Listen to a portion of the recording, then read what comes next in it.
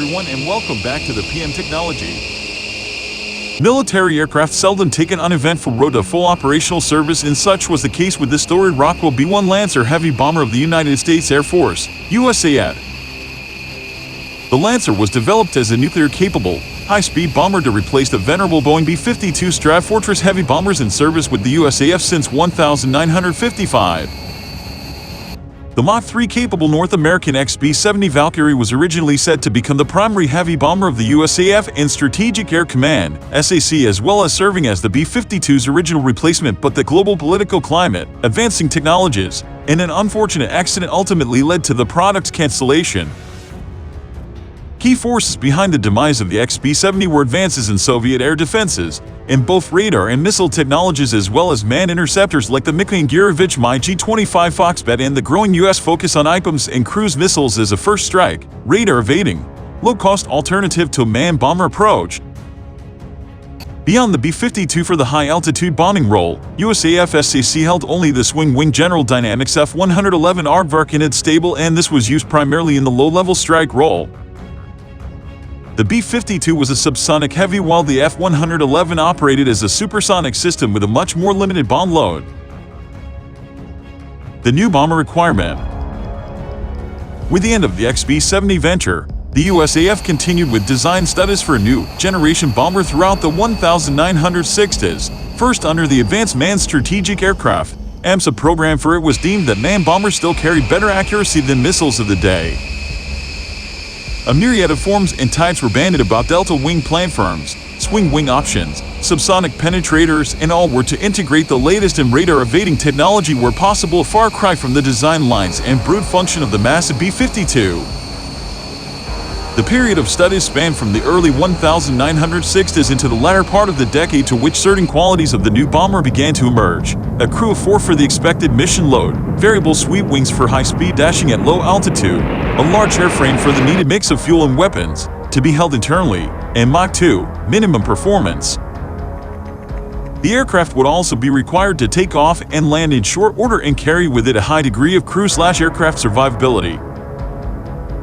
Its payload would consist of nuclear ordnance/standoff missiles to fulfill 1/3 of the nuclear triad doctrine employed by the Americans: nuclear missiles launched from the air, land, or sea. In this way, one corner of the triangle could back the other as a failsafe in the aftermath of a first strike by the Soviets. A 4-year study began in 1965 to fulfill the need, and several principal names in the American defense industry responded: North American, Boeing, and General Dynamics.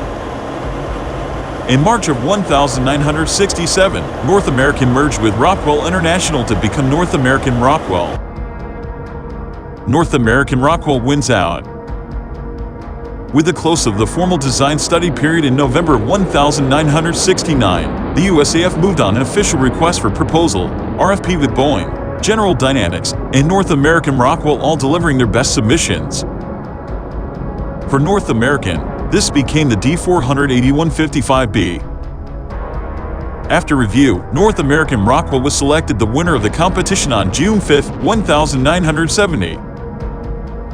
The aircraft was to carry the designation of B-1a, and the contract covered 7 total airframes, 5 flyable and the remaining 2 to be used as static testbeds.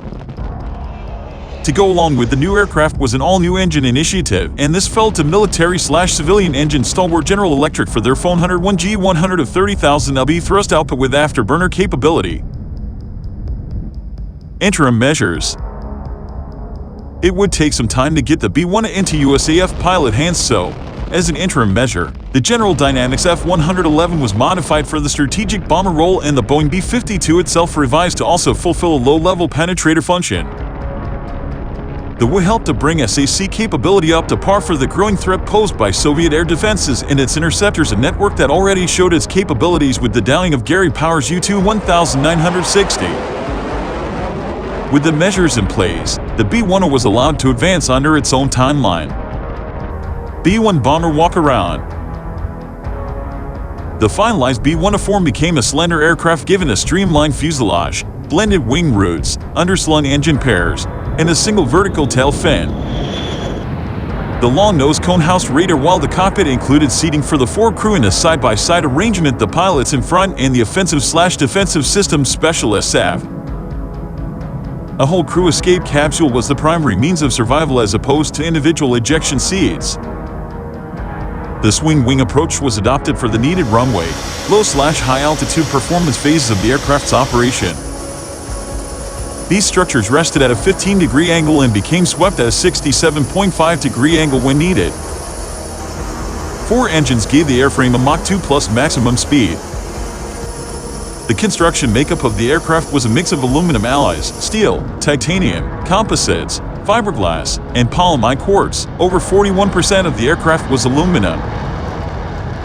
In-flight refueling was made possible through a port over the nose just ahead of the front windscreen. Testing. USAF representatives reviewed their new bomber in a little over a year from when the contract was granted. Despite the hundreds of changes requested, the aircraft was a sound, promising venture and a far cry from the bombers of the 1950s and 1960s. The initial B-1 was unveiled to the public in October 1974 and a first flight followed on December 23, 1974. A period of heavy flight testing followed that showcased a product fulfilling nearly all of the USAF requirements for their new bomber. Due to the shifting political landscape of the United States in the late 1970s, the B-1 initiative was canceled in favor of further development on Abrams and cruise missiles. This left just 3 completed B-1 aircraft. The cancellation of the B-1 and its G engine came on June 30, 1977 with the inbound Carter administration, though the product was able to exist in limited development for possible future value. The 1978 defense spending budget allotted funding for a 4th B-1A. The B-2 Spirit stealth bomber. As the B-1 program wound down, Northrop Grumman was working on the USAF new advanced technology bomber, ATB, a true stealth initiative that was to serve as a replacement to the B-52 and a successor to the B-1A. This platform was to become a much more advanced product than the B-1, but with such advances came heavier costs of the 132 originally envisioned. Just 21 would be actually procured. Also, the B-2 would not come online in strength until 1987, which left a noticeable gap between its arrival and outgoing B-52 Stratofortresses. This forced the USAF to consider modified versions of either its F-111 or B-1 stock for the interim. The availability of these airframes allowing for express conversions to a new bomber. Combat history. The B-1B has seen combat action over Iraq, Operation Desert Fox, 1998, Kosovo, 1999, Afghanistan, 2001, and Iraq, 2003.